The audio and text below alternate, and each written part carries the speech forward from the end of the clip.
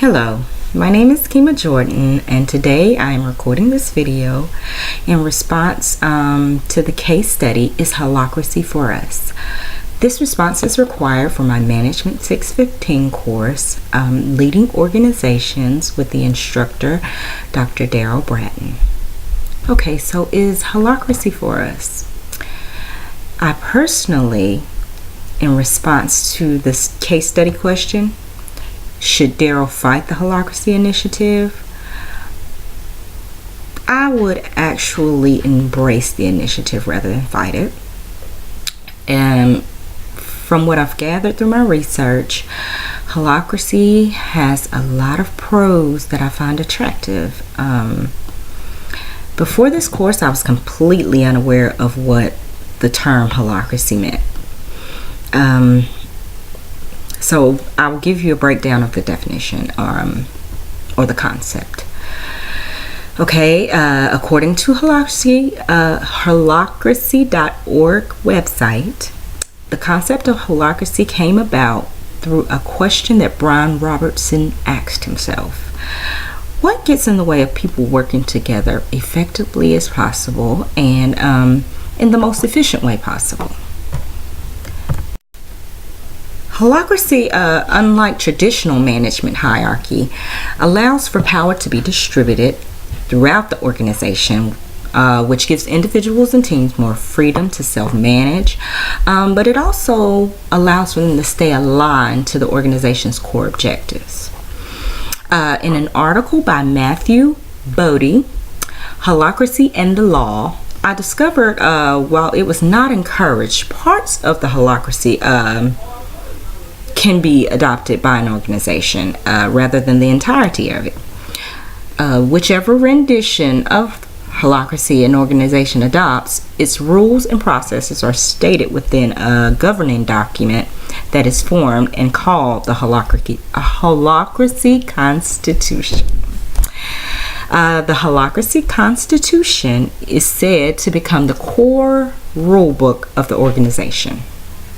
This document reigns supreme and even trumps the person who adopted it, which is usually like the CEO of an organization. And I think this is where I can understand Derek's concern in the case study. Once legally adopted, Bodie notes Brian Robertson's comparison of Holacracy functioning to that of the human body. One overall organizational unit that contains many internal operating systems, however, all working independently but together. The structuring is just a little different. The organization operates through a system of circles. The circles represent domains. Within those domains, roles and the accountabilities that operate those particular domains are assigned. Okay, so the Holacracy system is a series of nested and parallel circles that organize the internal processes of the company through self-managed teams, basically. Bodie states that the anchor circle is the outermost circle and represents the purposes of the entire organization. It initially structures the purpose of all other circles. Each circle then has control over the domain of their circle. They establish their domain of authority and its accountabilities. They have almost complete control within their jurisdiction. So, of course, this can be very scary to the CFO of a large corporation like Derek in the case study. The roles within the circle are subunits.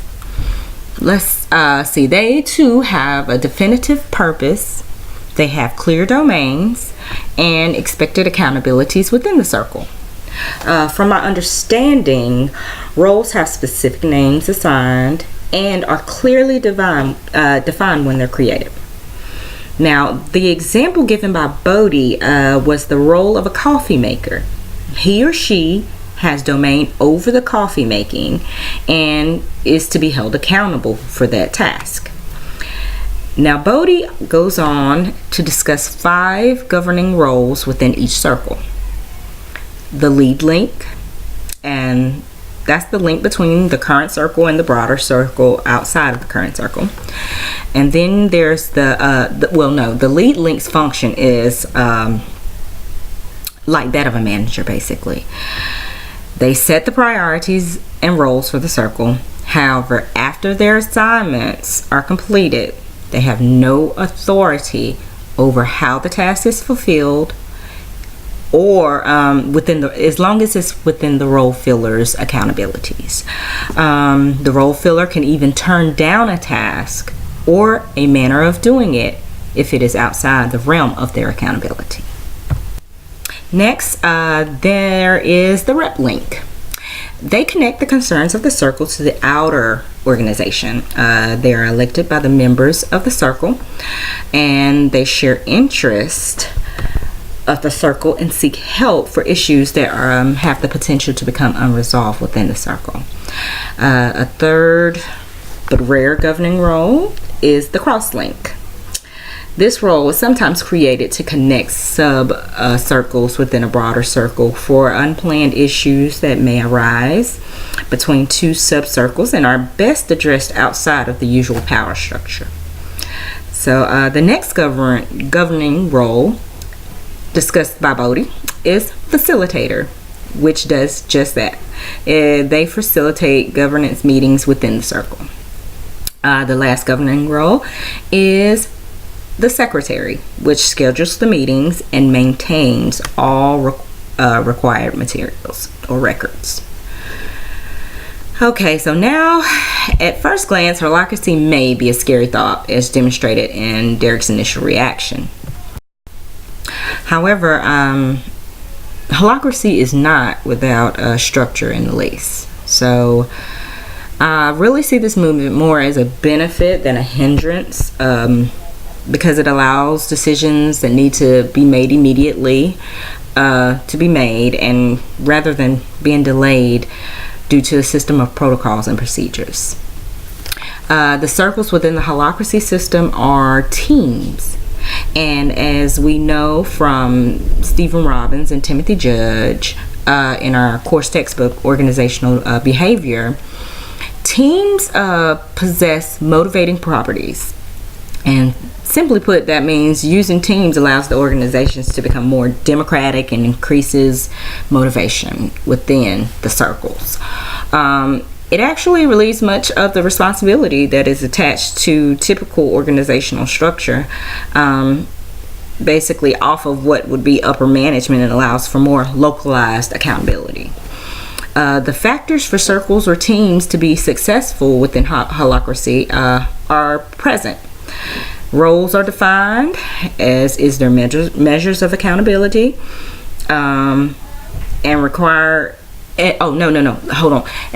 According to my research of Holacracy Constitution via the Holacracy website, all of the tasks tie back into what the core objectives of the organization are.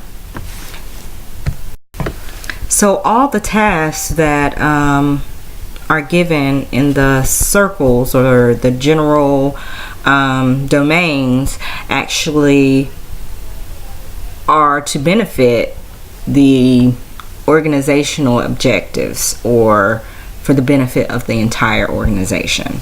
As mentioned in the case study, the company was a global construction company